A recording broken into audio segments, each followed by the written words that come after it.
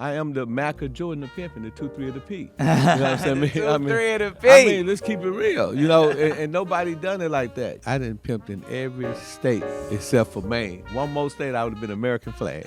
I always say my DVDs is my hoes, my videos are my hoes. So I'm pimping myself. Let's go. You know what I'm saying? So if you get mad at me pimping myself, you really should be mad at Uncle Sam because every April 15th, he said, break yourself, bitch. And if you don't break yourself, he putting you on the pimp arrest. The average woman spends most of her time on her looks, and therefore she's deficient in the character area, the values area, the nurturing area. So therefore, her only asset is her looks. And if that's her only asset, she's less valuable than me because those looks are going to fade. So when you get power over your penis and you learn how to control your penis, then you don't have to worry about women. So, I mean, a lot of guys like the way the pussy feel. Pimps like the way the pussy pay the bill. Once again, class is in session. Oh, and it's an honor, a privilege, and a pleasure as always. We're going to get some wisdom, some game from a true scholar. And he brought another scholar with him, someone I've looked up to for many moons. And he got the next generation of pimping with him. The one and only Mr. Ken Ivey, the author of Pimpology and the Art of Human Chess.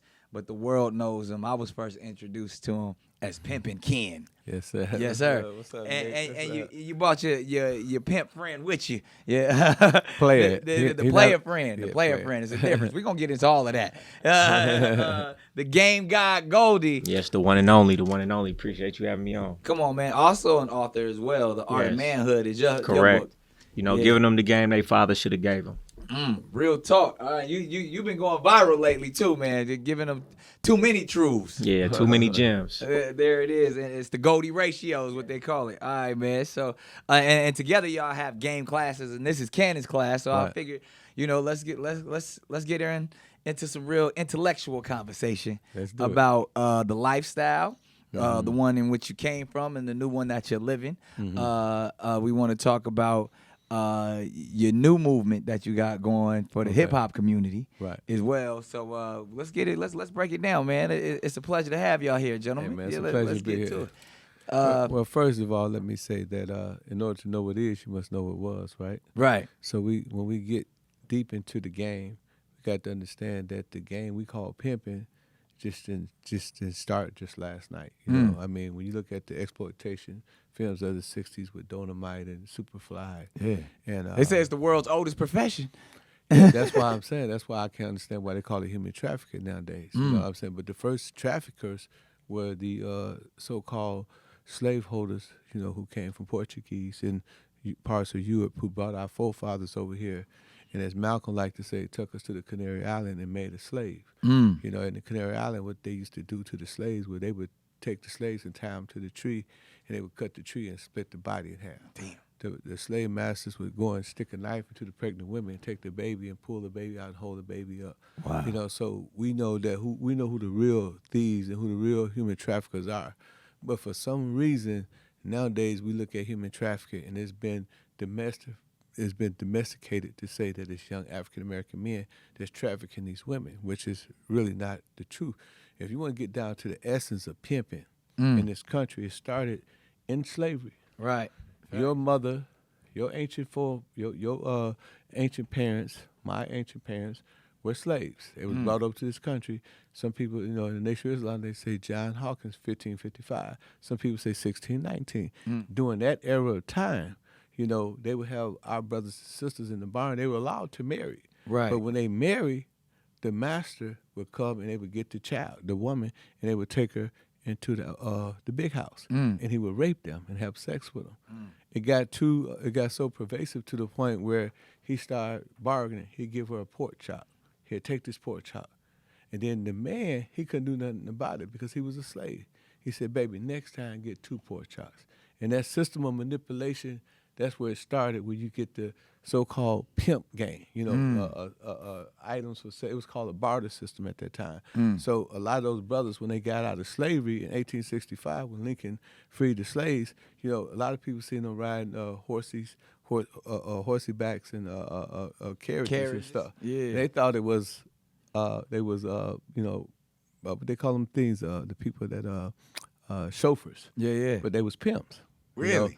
Yeah, they went from horsey backs and Cadillac to Cadillacs. You know what I'm saying? They went from and the Carriages to Cadillac. Yeah, the white people call them simps. They went from simps to pimps. But you got to remember the brothel, what they call them? The brothels? The brothels, they were started by Europeans, by the cowboys, the John Wayne era. They had a host of those saloons. things. They were the Saloons brothel and everything. So, upstage. you know, so when The pirates had them too. So that's where you get pimping from. That's where the black man mentality of pimping. He knew that the white man had an insatiable appetite for the black woman.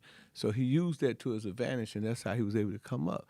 You know, even though, you know, it was a cruel thing, it was a bad thing to do, but the white women was doing it first. You know, they tried to seem like prostitution was a black thing. No, it was a lot of white, you know, even today, you see it. It just ain't as pronounced as it was back in the day.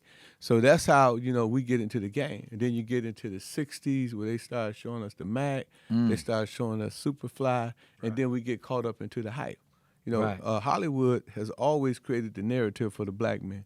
From Scarface to us wanting to be drug dealers, putting Scarface on the wall, to New Jack City, us taking over apartment buildings, to Pimps Up, Hoes Down, American Pimp, which I denounced on your show today.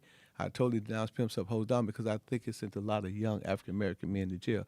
Just as Scarface. Even though you were a part of it, you denounced it. Yeah, I'm complicit, right?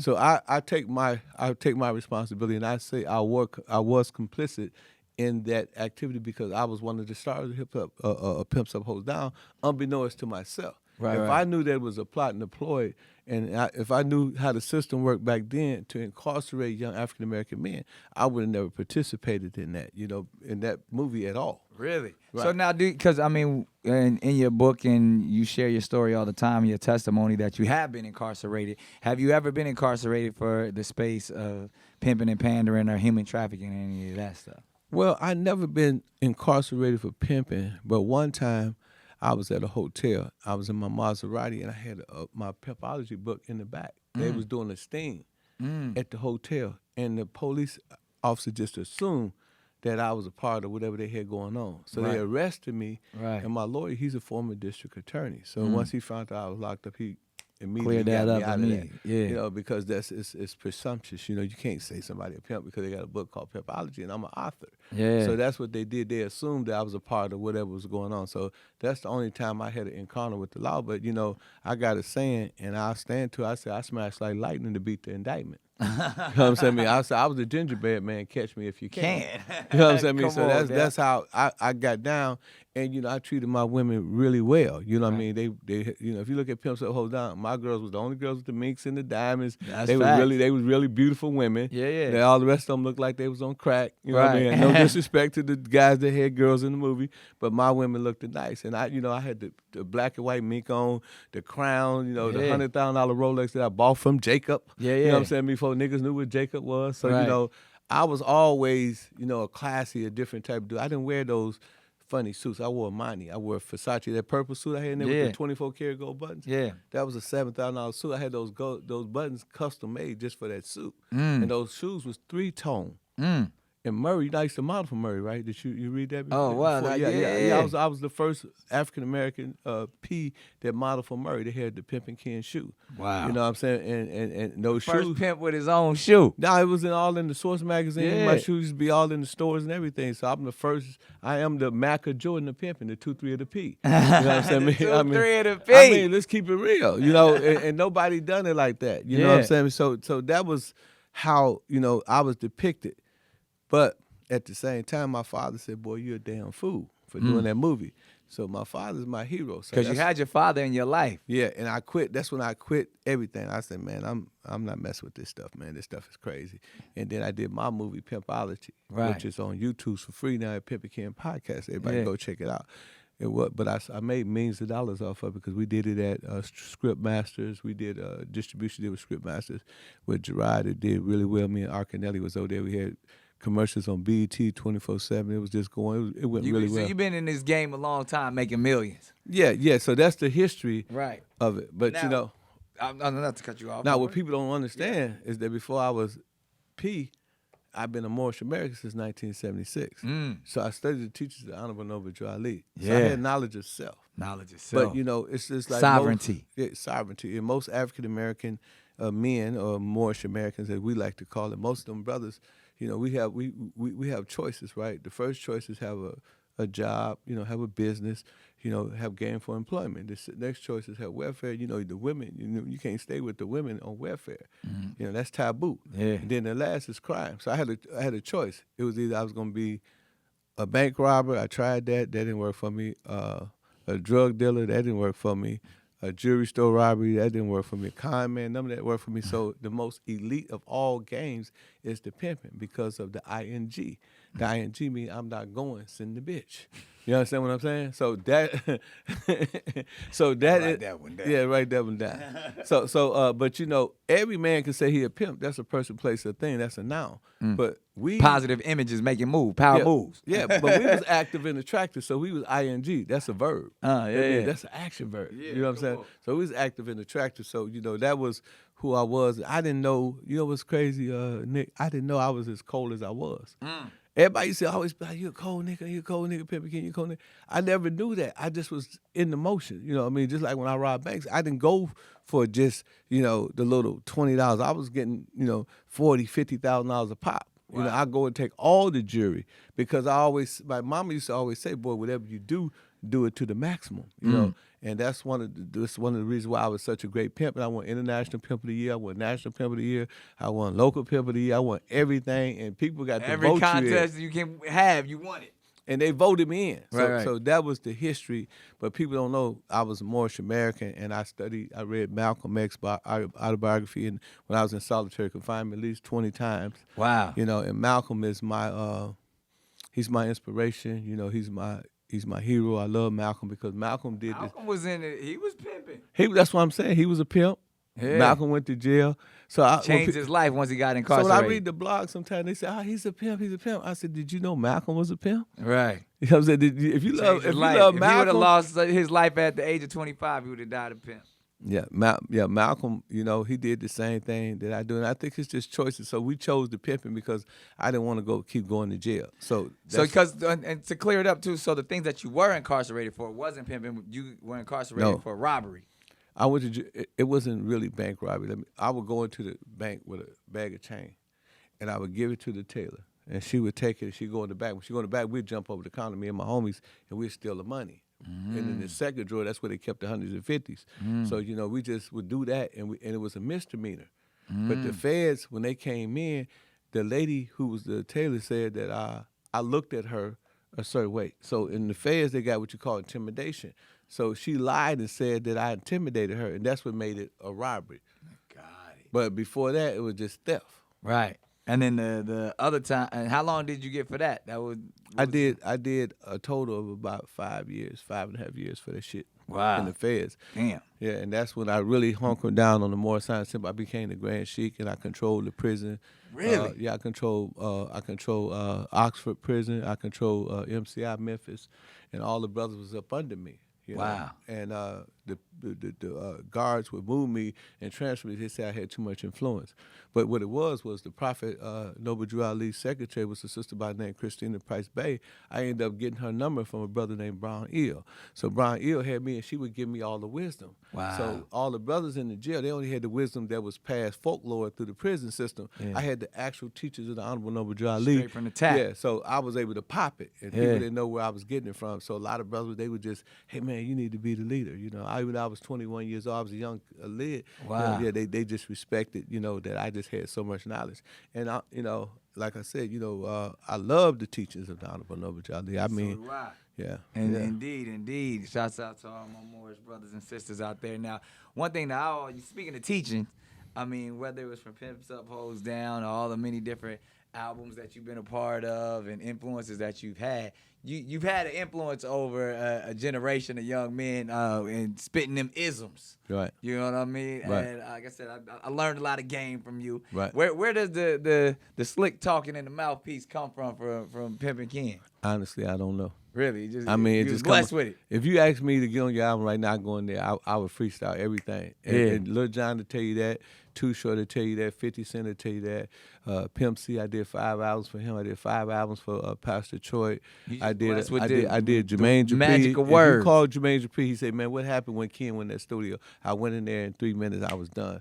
Same thing with Loon.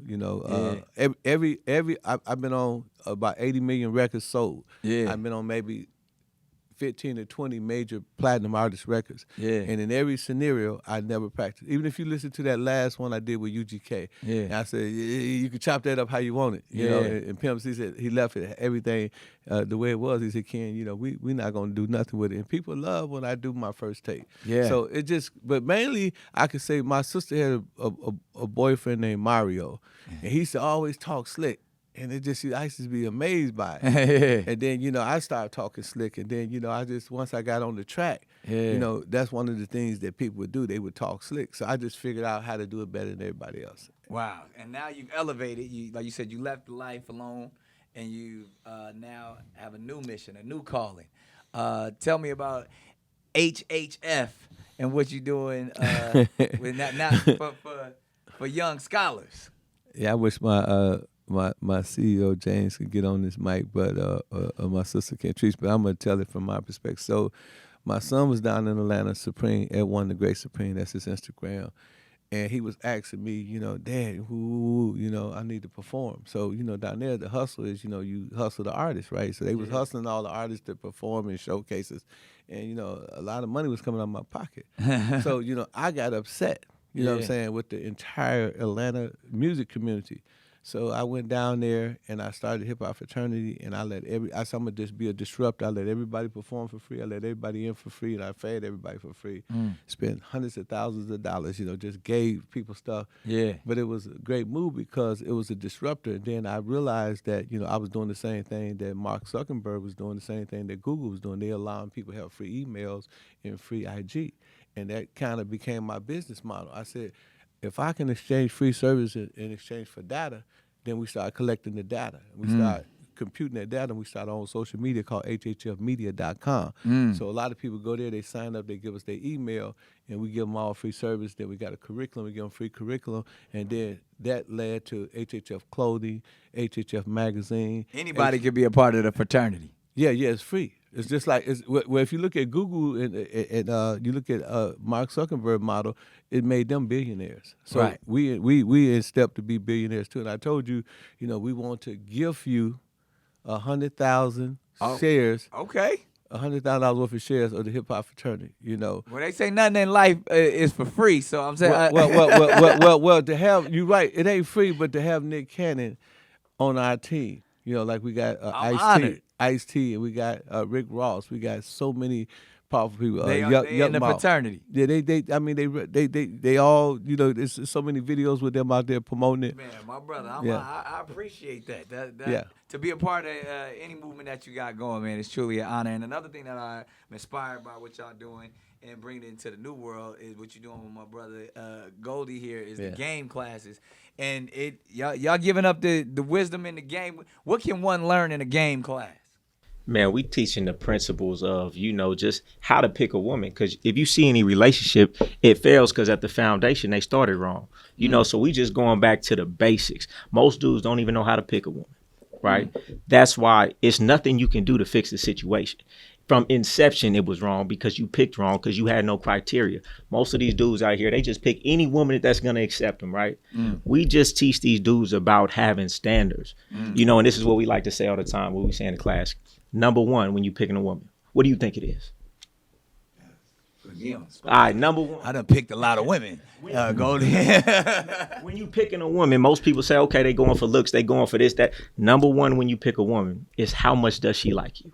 Right? If you overlook this step, everything else is going to be harder down the line, right? Most women talk to their man disrespectfully. Most women won't do what they man say. Most men have to ask their woman more than one time to do something. Why? Because she don't really like you like that, right? because you was getting the woman that you was chasing instead of the woman that was looking at you and liking you. So if we gonna scrap that one, fire her, put her to the left, and we gonna start over correctly. And number one is, how much does she like you? You have to find the woman who loves your dirty draws and looks at you like you Drake or Chris Brown. That's number one. And everything That's else. what I always tell. I like what like me. Yeah, exactly. Okay, so you already know. You heard his book. Hey, come on. So it's principles like that. It's principles like that. Then we go down the line. You know, number two, how useful is she? How likable is she? You know, and things like that. So we just giving them the foundation of things they never thought about before, and we putting what she looks like on the back burner. That's last. Yeah, man. So a lot of good gaming and the tutelage from this brother right here. How did the two of you hook up, and what made you want to be connected to the game like that? Oh man, it was organic. You know, it was a lot of business dealings going on with different people, and when we came together, you know, it was just like, you know, he had the older game, I had the younger game, so we just came together. There it is. Don't panic. It's organic. You know what I mean? We spin it like the planet. You understand? You need to teach me some lines, Nick. I can't teach the teacher. I got it from you. Yeah. Now, in all seriousness, it seems like Milwaukee is where it started. Right. Did you? Now, maybe I'm wrong, and maybe touch on the book a little bit. But did you ever spend time in the West Coast as a young man? Nick, I didn't. I didn't pimped in every state except for Maine. One more state, I would have been American flag. You know what I'm saying? I stayed in pimp mode, had 50 zip codes, you know. In pimp mode, had 50 zip codes. You understand me? It ain't a city, man, that ain't mash, crash, tax, and study ass. You know what I'm saying? So, you know, was just me. I was internationally known, nationally recognized, and locally accepted. You know what I'm saying? So, you know, that was just, you know, what I did, man. You know, but pimping ain't who I am, is what I did. And I try to tell people that, you know, a lot of times, man, you know, we got to look at the system, right? The criminal justice system. America's 5% of the world's population, but 25% of the world's incarceration. American, in terms of eligibility, young African American men, only 6% eligibility is, you know, you minus children, old folks, disability, and yada yada yada. So now you're talking about the prison system is 5 million people incarcerated. Out of that 2.5 million, 50% of that is African Americans. So that means that 12.5% of the people incarcerated in the world is this small percentage of African Americans here in the wilderness of North America. You know, it's 1 billion Africans in Africa. And we got practically more people incarcerated here in America, and that's social engineering, my brother. That's white supremacy, and it's also systemic racism. Yeah. So we have to do something about that. We got to attack CCA, Correctional Corporation of America, and let people know that this here is by design, and they forming and they putting these prisons together because these prisons are being funded by the government. They give these corporations $100,000 to house these brothers, and you know these are hotels. You know, if you got a hotel, you need occupants, right? So you know what I'm saying? You know, like the laws. Why in 2024 can they give you life for pimping, but they didn't give you life for the Mann Act? They didn't give you life for white slavery. The same actual functionalities. You know, a man get caught with a gun. You know, like Boosie got caught with a gun, right? Yeah. They dropped the case. They picked it back up. They added the drug thing to it. They said you're an ex-felon in possession of a firearm, but at the same time, the founders of this country who have the Second Amendment of the Constitution, they say it's okay for you to have a gun. But it's not okay if you could use a convicted felon. Right. Now, they treat convicted felons like they the scums of the earth. Like slaves. But we got a president called Donald Trump who's a convicted felon, and they ain't did nothing to him. They let him still run for president. So America has a double standard, and we have to attack the double standard. The only way black folks going to ever succeed if we come together through group economics and group politics. We got to create a voting bloc. We got to economically put our money together. That's what we're doing at the Hip Hop Fraternity. You know, we allowing brothers and sisters to come in and pool their resources together so we can move as one body. You know, and once we move as one body, then, you know, that is God. God is the one God, body. Right? Yeah, God body. Allah, arm, leg, arm, head. You know, and we are the God bodies. You know what I'm saying? And God is the scientist, right? Yeah. You breathing, right? Yeah, absolutely. You know why you breathing? Because of the ultraviolet rays of the sun beaming down on the trees, which create oxygen, but it comes through the the ocean through precipitation come down through condensation, and that condensation hits the trees, and that allows you to breathe out oxygen. And if you breathe in, you're gonna be breathing in carbon monoxide. You're gonna die. So, but because of God is such a scientist, He made us scientific as well. See, the only way man can become alive, or the only way man can become God, is His will and God will got to be one. That's when the resurrection is a fact. Is a fact. So you think about truth. See, there are only two things in the world, Nick. One is truth, and the other one is falsehood. You know, the truth don't change nor pass away. Falsehood is in man. That means we're strangely mixed. But see, when you go on truth, the truth will set you free. Now, even if the truth was to go for a swim, and it was swimming in the bank of Jordan or whatever, you know, and it flew, and then falsehood came on the scene and put truth clothes on and fled the scene. Truth gonna come out the water, and they're gonna say, "What you gonna do now, Truth?" He gonna say, "I'm still gonna be the naked truth." Yeah. You see what I'm saying? So, you know, the fact that we are not Negroes, colored, black, Ethiopian, these names were given to slaves by slave owners in 1779, last 1865. That's a fact. That's the truth. There's no such thing as a Negro. There's no such thing as a color as a black. You got German Shepherd, you got French Poodle, you got Irish Settler. You know what I'm saying? I mean, you got all type of dogs. If they send the Irish Settler back to a country, where would the Irish Settler go? To Ireland. Where would the French Poodle go? France. Where would the German Shepherd go? Germany. Where would the Chinese Poodle go? China. Where would the nigger go? Negro A dog land. got somewhere to go, but the Negro ain't no such land as Negro. Right, ain't no right. such land as color. And these are the facts, and these are the things that we need to address. This is what we talk about when we say the truth. All right, I'm You know what I'm gonna challenge you for 1 second. Come on, I want the challenge. Because clearly you are a brilliant brother. Right. And as you know, this day and age, even with the moniker and the nomenclature of Pimpin Ken, women, you know, our better halves, don't take kindly to the profession, the name, because of what it's associated with and the lifestyle that you used to be a part of, when all of these things that you know our community needs to hear, all of this wisdom that you're kicking, but at the same time, I still got the name Pimpin Ken. and we're perpetuating the ideas of, you know, what the prostitution of our young women, and even as a father, you know, we have to look and be responsible. So what do you say to a young woman that is saying, all right, I hear everything you're saying, but still I feel degraded. I feel like I'm the second class citizen when I hear the conversation that comes from, you know,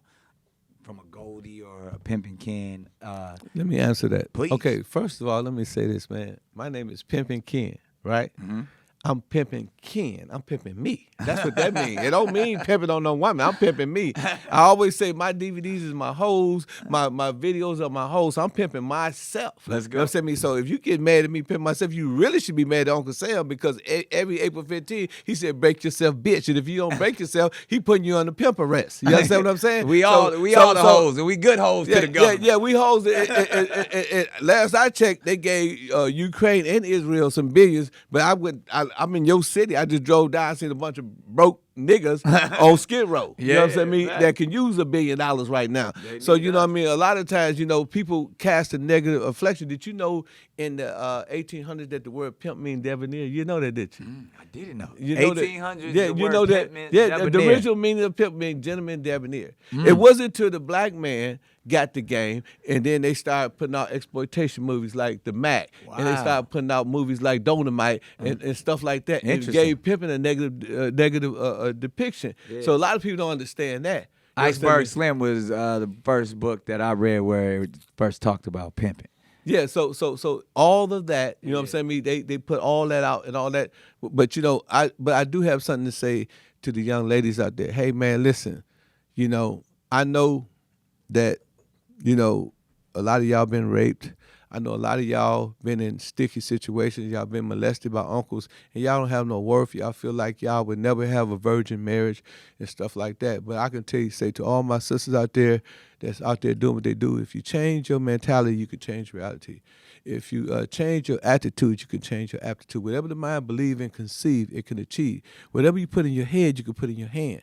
If you take your hand and you hold it up, this is your pendulum. If you move it one fraction to the right, you change the whole trajectory of your life. If you move it to the other side, you change the trajectory of your life. So it's a matter of thinking. As a man thinketh, so is he. So if you don't think you're a hoe, if you don't think you're a prostitute, then you don't have to worry about it.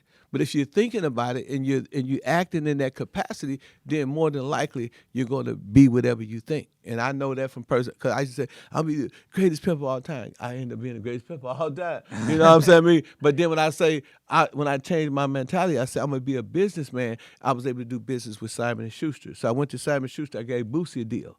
You know, me and Steve-O right there, we got Ice-T a deal. 6 figures. Right. Here I am, the hood nigga, giving the hood nigga 6 figures. You know what I'm saying? We getting book deals. When I went in front of Simon & Schuster, I said, listen, I'm sitting in front of the pastor. I said, listen, our children is suffering. They need to learn how to read. So I want to start the Ken Ivy Literary Agency, which means that we're going to teach them how to read through celebrities like yourself, through Boosie, Ice-T. We had Corey Wise. So we was able to convince them people to give us hundreds and hundreds of thousands of dollars, even in excess of millions, to get these guys book deals. And we put those actual book deals out without an agent. We were our own agent, me and Steve-O. So, you know, these are things. We just look at right here. You know, this is Ricardo Moore. You know, yeah, this is our brand. We do this through Forte International. You know, Boosie got a liquor brand. You know, we about to hook me up with my own liquor brand. I'm finna give you your own liquor brand. And we got direct plugs. Yeah. Well, we gave Boosie a cologne deal. Me and Steve-O. We get book deals, cologne deals, and people don't talk about that. That's so why you pimping the industry now. Yeah, we're pimping on your pings.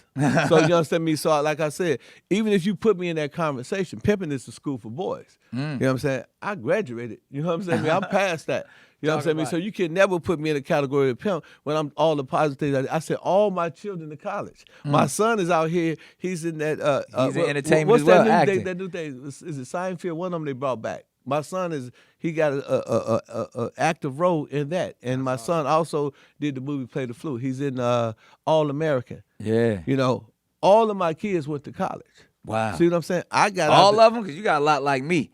Yeah. You got to give me the game on how to make sure I send them all to college. Well, the way I did it was when I disciplined my children, I used to give them words. I give them big words from the dictionary, and I make them write 1,000 times. You know, and I would make them spell the words. They had to spell it. Intellectually. I intellectually disciplined my children, and I would give them books like Think and Grow Rich, The 48 Laws of Power, The Art of War, Dale Carnegie, How to Win Friends, Influence People. Yeah. You know, Dr. Ben. I taught them about history. Dr. Ben, Jacana, the Black Man in Alice's Family. So there's a lot of wisdom in your household. Yeah, so that's how I discipline them. So they reading a lot. So one of my sons, the one that's out here, he went to a school in the suburbs called Hamilton High. The teacher did you know how they do the parent teaching thing, and so I went to that, and I was upset because she said your son is not paying attention. So you know, of course, you know I'm going off on him. He said, "Dad, chill." I said, "What you mean?" He said, "I'm done. This stuff is too easy for me." He said, "This is like some. They need to pass me to another challenge class. him a little. They need to challenge me more." And I asked the teacher. I said, "What kind of grades?" He said, "He get an A+." I said, "Well, what does you mean he ain't paying attention if he's finished?" He can teach the class. Yeah, he could teach the class, and you know he's real smart young kid. So you know that's how. So you would consider yourself a great father. Oh yeah, all my kids love me, and my grandkids. They love me, man. There it is. You know, I mean, my son. Even, Goldie, you got any kids? Yeah, I got one. Okay. You got a kid? Yeah, I got a son. Hey, he acting brand new today. Join the family. Nah, he said he called me the mini kid man. I love it though. I mean, and you know, as we wind down, I want to, you know, this whole platform is about education and inspire. So I love what you're speaking on, but there's a lot of our audience that may not have the opportunity to pick up, you know, pimpology or art of human chess or even the art of manhood. And this is where they're going to get their wisdom from. This is where they're going to get their information. Yeah. So if you could say something to the young black men out there in the world to inspire them, to some words to live by, what would Pimpin Ken tell them? Well, first of all, I want to tell you, get rid of the dead weight in your life.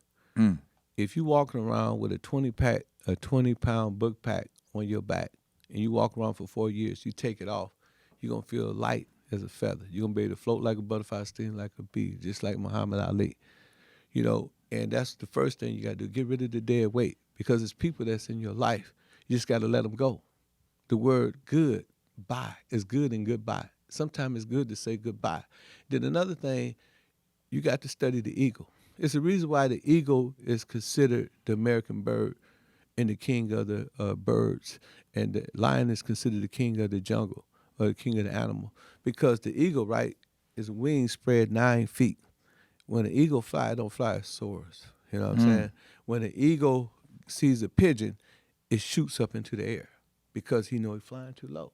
When an eagle sees a storm, he goes up in the storm to propel to a higher altitude, right? But the eagle flaw is when the eagle looking at his prey, he can see 100 miles away. He can see everything in his purview. He see everything in purview, but he always picked the weasel. So he go down and he take his sharp claws, he grab the weasel and he put the weasel up to his chest. And he fly, he ascend 10,000 feet, then he descend 10,000 feet to his death. Because the weasel ate his heart out. And we got to get these weasels out of our life. That's the first thing you got to do, man. If you change your mentality, you can change your reality. You got to change the people you're around. And the roads that you take to get to your destiny is not going to be the ones to get you there. It's going to be your detours. And don't worry about failure. Failure is a good thing. It was Shakespeare said it's sweet as adversity, because adversity get man to his destiny. But a lot of people, they like to ask people, how did you succeed? The question is, how did you fail? I think Benjamin Franklin, he said, I failed 10,000 times. They said, why did you quit? He said, I finally ran out of things to fail in. I succeeded on the 10,000th time. Yeah. So that's what I'm saying. Never quit. A winner never quit, and a winner never quit, a quitter never win. You know, whatever the mind believes it can achieve. Plan your work and work your plan. A man who failed to plan must be planning to fail. So that's what I can say to the young people. And also remember this, young people, what you go through is what you grow through. You know what I'm saying? Don't just go through it, grow through it. Grow through it. That's game. Goldie, what's some game you can lay on these young men out there?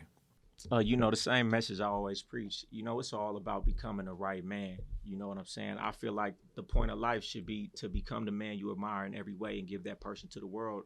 And a lot of people who are lost, you know, it starts with a removal process. Everybody wants to add on different things to become successful. But first, you have to remove all the back steps that you're taking. Right? You got to cut the vices. You got to start putting in habits every single day. And once you remove all of the things that's giving you back steps, then you start to add the other things on top of that, you know? So I just feel like becoming the best version of yourself is the number one place you should start in life. You heard about the game guy. What about the female con? Oh, yeah. You know, everything we talk about, you know, it always comes back to the value of the man. It's the great female con. You were talking about, you know, what about these women who they got something to say about what we saying? The only women who have something to say about what we saying is the women who are trying to get over it. Because if we wake their man up to his actual value, she going to have to really start coming with something. You know, the great female con, as I was explaining on your show earlier, you know, women have collectively come together to make men believe that they are less valuable than women, when in general, apples to apples, oranges to oranges, metric to metric, most of the time the man is more valuable. Where does a woman get her value from most of the time? In society. I'm not just saying it. Women derive their value in society from their looks, right?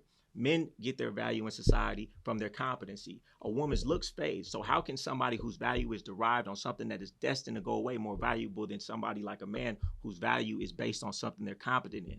They can have a competency at 70 years old. That's why you see a 70-year-old man with a 20-year-old woman, but you never see a 70-year-old woman with a 20-year-old man. So I'm just out here waking men up to their value so they can get treated properly. So what about if someone challenged you and said that women are not valued by their looks, but there's so much more substance because they are the fruit of the earth. They are the earth, as if we're going to go, the men are the gods, women are the earth, that there's so much substance because they nurture all that we are as men. I hear what you're saying, and you are correct. But in society, they place so much value on their looks. That's what a woman spends all their time on. Right? A woman doesn't spend her time on her character, on her nurturing skills. And the average woman, not all. The average woman spends most of her time on her looks. And therefore, she's deficient in the character area, the values area, the nurturing area. So therefore, her only asset is her looks. And if that's her only asset, she's less valuable than me because those looks are going to fade.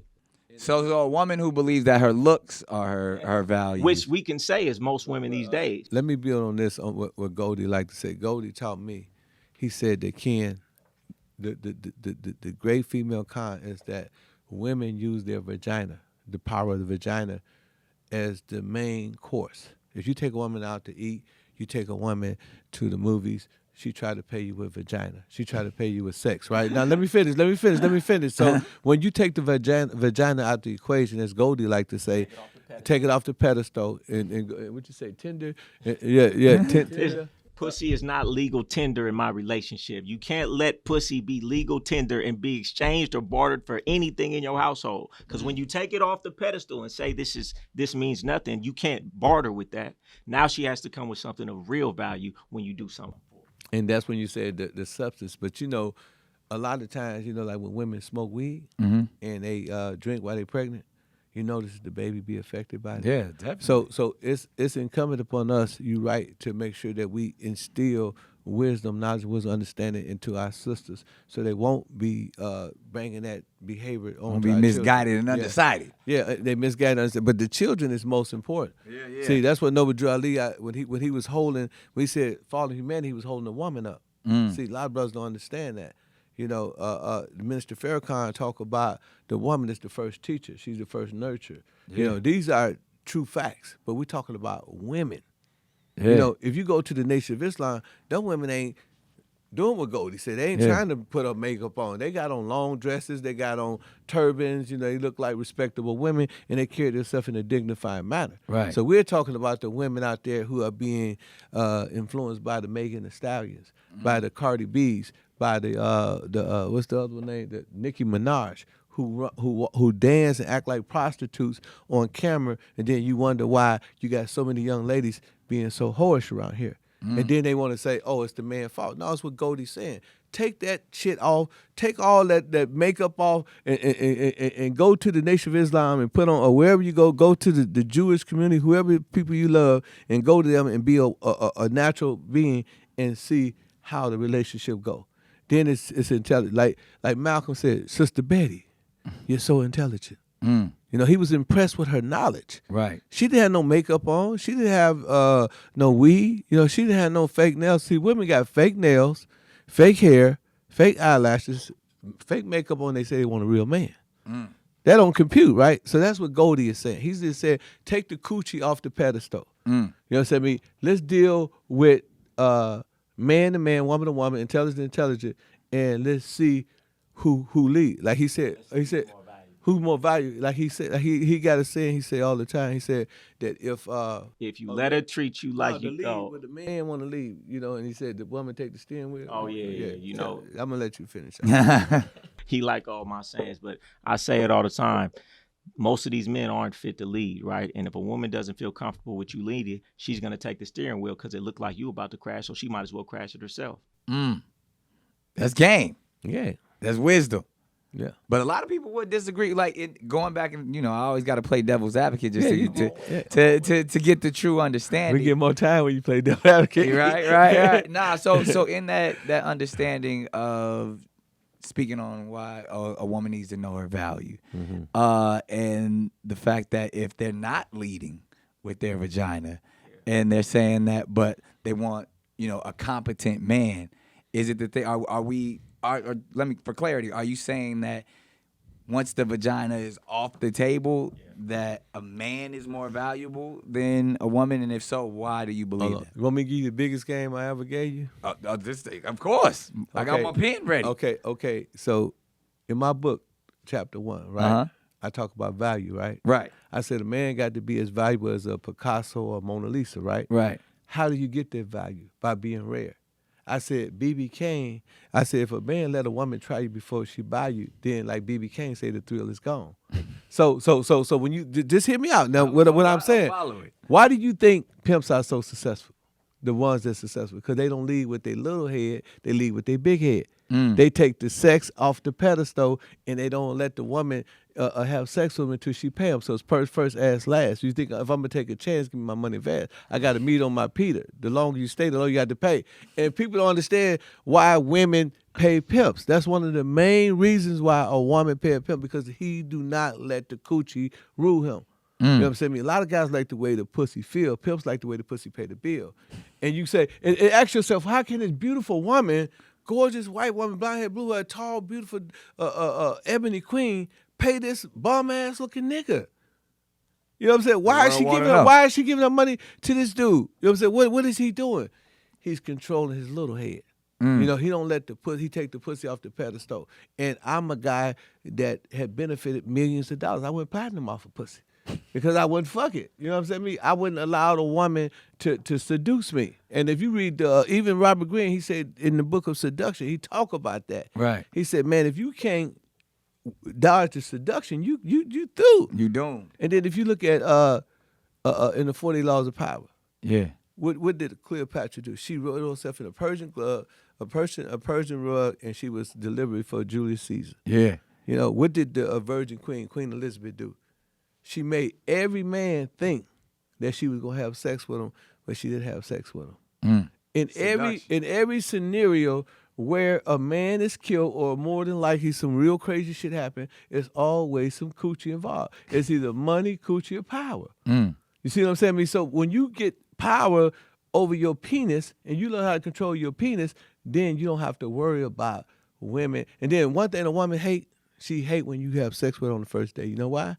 Because now you're telling her who you are as a person. If somebody show you who you are, believe them. And so says the sister, she what's the one that just died? The older lady, Maya Angelou. Yeah. If somebody show you who you believe them. So these are the things that people don't understand about the ism, the pimping. They say, how is pimps so successful? Because we got a rule. It's called first, ask last. That's the first chapter in my book. And if you don't have sex with a woman and you control your little head, you can have her way longer than you can if you and she have more respect for you. So that's what we really saying. It's not saying that a woman is a man or a woman. One is more valuable than the other. I disagree a little bit. Listen, I'm gonna break it down to you, right? Because we're gonna listen to what he said. He was talking about value. What's valuable? Something that's rare. Okay, so let's just take the average woman or a basketball player's woman or just a dude who got a good job, right? Right. In his household, he goes out to work. He's the breadwinner. He comes home. He pays the bills. He takes care of the household. He buys the groceries, right?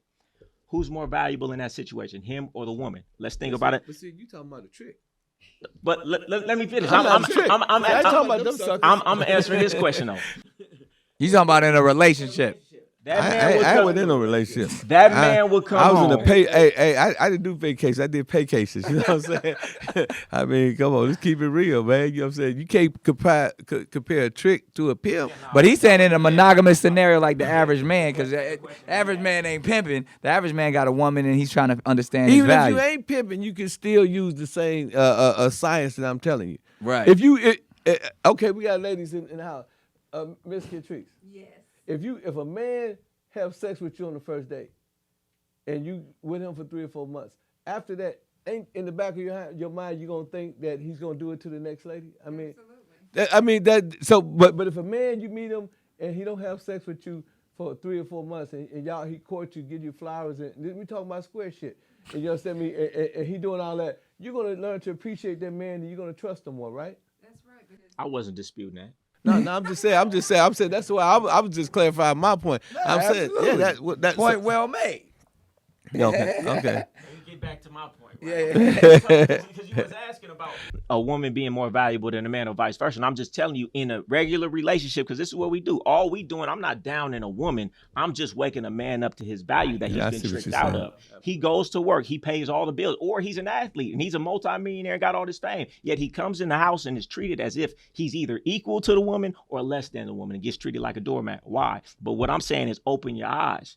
Metric to metric, apples to apples. If a man is paying all the bills for this woman and say she has a kid or two, value is what he just said, rare. What's more rare? A man could go outside and say, how many women want this man to pay all of my bills? 100 women will raise their hand. How many women can go outside with 1 or 2 kids and say, I'm looking for a man to pay all my bills? So who's more rare? Right? The man is more rare. The woman is less rare, which makes the man more valuable. Yet the man will go into his household and be treated as if he's less valuable. All I'm saying to a man is wake up to your value and realize you're more valuable and don't let it treat you like that. That's all I'm saying. Wow. So much game. Wake up is what they telling us to do. And man, I know the comments is gonna be going crazy. We gotta have y'all back individually. You know what I'm saying? Because it's so many lessons here. But honestly, we running short on time because y'all done just filled us with so much wisdom. If they want to follow you, they want to find you, please give them the information and the direction. Young Goldie _ on Instagram, Game God Goldie on YouTube, GoldieRatio.com. Get at me. Hey, man, first of all, I would like to say thank you, Nick. Man, you've been friends for many years, and I've been just watching your career, man. You're a marvelous young man. Appreciate you. And you're a great mentor. You're a great figure for our community. Thank you. A lot of things that you do, I really respect. All bullshit aside, I got to say that. If you want to find me at Real Pimp Ken _ You can get my books at audible.com. Just type the name Pimpin Ken. I got 48 Laws of Power, Pimpology, 48 Laws of Game, Pimpology, and I also got The Art of Human Chess. You also can follow me at hhfmedia.com. If you want to get in contact with you, can get in contact with my brother James C.B. Gray or through Contrice, our COO, and make sure y'all go get my man Music, Mike Fresh, who's my artist. He got 20 billion streams. And he in the building. Shouts out to Mike Fresh. Shout out to Mike. And shout out to Ocean. She's an artist that we are going to be. She's an actress that we going to be coming out to Hollywood, dealing with Nick and all the rest of these people a lot. And shout out to Ricardo Moore. It's a liquor that we promoting and pushing and putting out. And if y'all stars, celebrities want to get a liquor deal, holler at me and Steve Love. We got those deals for you. You know what I'm saying? Real talk. Shout out to my man Vado Films, who take care of all of our filming, and the whole HHF Atlanta, Mallory, Angel, and Skip. Peace. There it is. You heard it here. This has been another amazing episode of Cannon's Class. Lock in with us, and we're going to catch you on the next one. Let's go. Let's go.